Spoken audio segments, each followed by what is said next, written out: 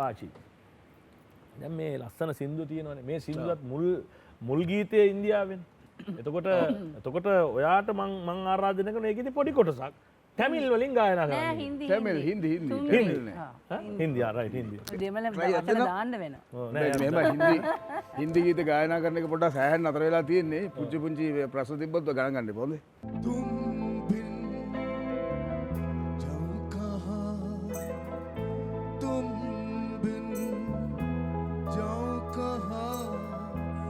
दुनिया में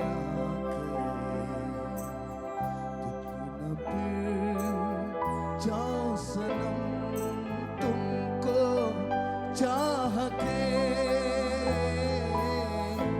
तुम बिन जाओ कहाँ के दुनिया में आके कुछ न फिर चाहो सनम